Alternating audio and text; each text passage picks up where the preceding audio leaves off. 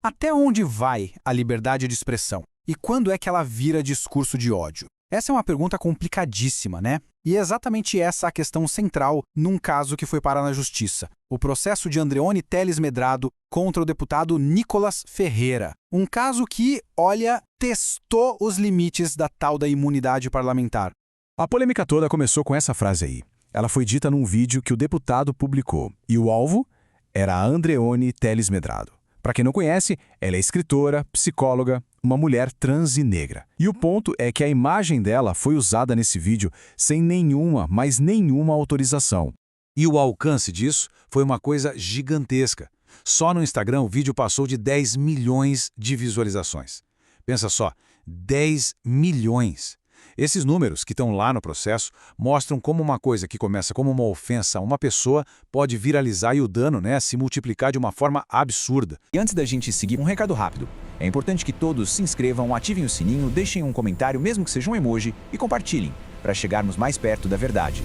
Então vamos lá. Começando pelo começo. O vídeo e a ação.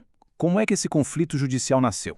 Bom, a ação judicial se baseou em alguns pontos bem diretos. Primeiro, o uso da imagem da Andreoni sem autorização dela. Segundo, o uso daquele termo negão, que é pejorativo para se referir a uma mulher negra.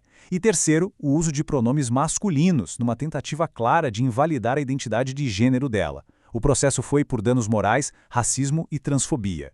E só para dar o contexto, esse vídeo surgiu como uma reação a um evento que estava acontecendo na Universidade Federal do Maranhão, a UFMA, e a Andreoni estava lá participando. Para a gente entender isso, a gente precisa ir um pouco além da lei, sabe? No fundo, o que está acontecendo aqui é um choque entre duas visões de mundo.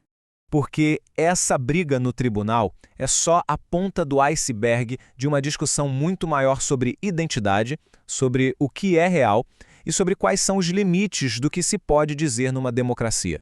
De um lado, a gente tem a tese da defesa, que se baseia no que chamam de binarismo biológico. O que é isso? Basicamente, é o argumento de que a identidade de uma pessoa é a mesma coisa que o sexo biológico, o sexo anatômico, e ponto final. Essa visão é muito criticada, por exemplo, pelo Rafael, do canal Caminhos do Pensamento. Ele diz que isso é uma forma de reduzir a complexidade humana, de simplificar demais as coisas. Que por essa visão, a identidade de gênero não é uma escolha. É algo inato, ou seja, nasce com a pessoa. Tem a ver com a natureza psicossocial, com o cérebro da pessoa trans, que se identifica com um gênero diferente do sexo biológico. E isso é uma condição que geralmente se manifesta desde criança. E tem um caso real, muito famoso, que ajuda a ilustrar isso. O caso do David Reimer. Ele era um menino que, por causa de um erro médico no procedimento cirúrgico, passou a ser criado como menina. Só que ele nunca, jamais se adaptou a esse gênero que foi imposto a ele. Esse caso é usado como uma evidência muito forte de que a identidade de gênero é mesmo inata, não é uma coisa que a sociedade consegue impor.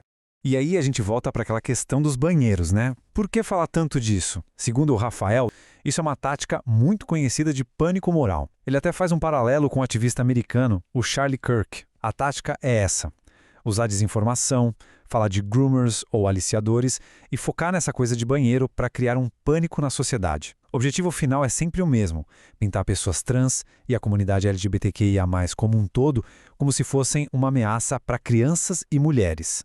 E é aqui que a discussão jurídica e a filosófica se encontram. Essa frase ilustra perfeitamente o princípio legal. Olha só, enquanto mera cogitação, o pensamento é livre. Ou seja, dentro da sua cabeça, você pode pensar o que quiser. No entanto, o próprio pensar tem sido objeto da ação, quando a exteriorização do pensamento visa instigar o ódio. Ou seja, quando você coloca esse pensamento para fora, quando você fala ou escreve, e essa fala tem o objetivo de instigar o ódio, aí a coisa muda de figura. A lei pode e deve agir. Bom, mas a história não acaba aí. O processo teve uma reviravolta, um desfecho que ninguém esperava. O foco da discussão mudou completamente. Saiu do vídeo e foi para a conduta do deputado dentro do próprio processo. Presta atenção na sequência dos fatos. Primeiro, a justiça deu uma ordem para remover o vídeo ofensivo das redes sociais. Simples. Segundo, a defesa do Nicolas Ferreira foi lá no processo e disse: ok, juiz, ordem cumprida. Terceiro, a Andreoni apresentou uma prova, um relatório técnico da Verifact, que comprovou que, na verdade, o vídeo continuava no ar, ou seja, desmentiu a defesa. E o passo 4, O resultado disso foi que o deputado acabou condenado de novo, mas dessa vez por ato atentatório à dignidade da justiça. Em outras palavras, por mentir no processo. O ponto crucial aqui é o seguinte: Nicolas Ferreira, que se passa por cristão, caiu no pecado da mentira. E essa mentira foi contada justamente para uma autoridade estatal. Alguém que, segundo o livro sagrado dele, ele deveria obedecer mesmo que não concordasse com a ordem. Ao fazer isso, ele violou o que a gente chama de lealdade processual.